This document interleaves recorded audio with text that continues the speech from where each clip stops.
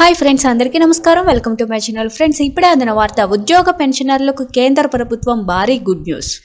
వివరాలు అయితే వీడియోలో తెలుసుకుందాం. వీడియోని మాత్రం ఎక్కడ స్కిప్ చేయకుండా కంప్లీట్గా చూడండి. వీడియో కనుక మీకు నచ్చినట్లయితే మన ఛానల్ సబ్స్క్రైబ్ చేసుకోండి. అదేవిధంగా లైక్ చేయడం మాత్రం మర్చిపోకండి. ఇంకా వివరాల్లోకి అయితే వెళ్ళిపోతాం. కేంద్రంలోని మోదీ ప్రభుత్వం 8వ వేతన సంఘాన్ని ప్రకటించి ప్రభుత్వ ఉద్యోగులకు శుభవార్త తెలిపింది. ఈ వేతన సంఘం ద్వారా కేంద్ర ప్రభుత్వం ఉద్యోగులు పెన్షన్దారులకు వేతనాల సవరణ జరగనుంది. మొత్తం 50 లక్షల మంది కేంద్ర ప్రభుత్వ ఉద్యోగులు అలాగే 65 లక్షల మంది పెన్షనర్ల బత్యాలను సమీక్షించడానికి 8వ వేతన సంఘం ఏర్పాటు చేశారు. తాజాగా వేతన సవరణ సంఘం ఏర్పాటు దిశగా మరో కీలకమైన అడుగు పడింది.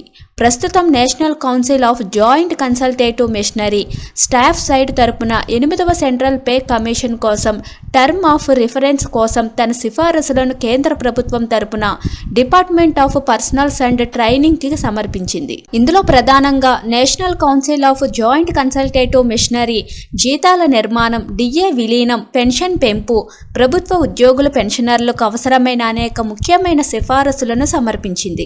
మీడియాలో అందుబాటులో ఉన్న నివేదికల ప్రకారం department of personnels and training, national council, JCM standing committee మధ్య సోమవారం 10 ఫిబ్రవరి 2025న సమావేశం జరిగింది. ఇందులో పలు ముఖ్యమైన నిర్ణయాలు తీసుకున్నారు.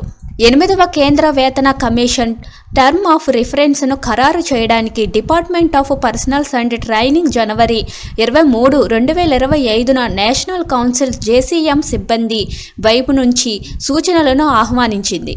National council JCM staff side కార్యదర్శి శివగోపాల్ మిశ్రా తమ డిమాండ్లపై వివరాలను వివరిస్తూ పలు ప్రతిపాదనలను సమర్పించారు. ఇందులో మొత్తం 15 ప్రతిపాదనలు ఉన్నాయి.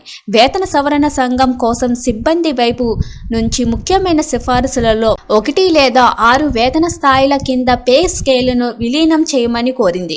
ఫిబ్రవరి 3, 2025 నాటి లేఖలో term of reference stand side ప్రతిపాదనలను జేసీఎం కార్యదర్శికి పంపారు. లెవెల్ 2తో విలీనం కోసం లెవెల్ 1ని, లెవెల్ 3ని, లెవెల్ 4తో, లెవెల్ 5ని, లెవెల్ 6తో విలీనం చేయడానికి పరిగణించాలని అందులో పేర్కొంది. Thank you for watching this video.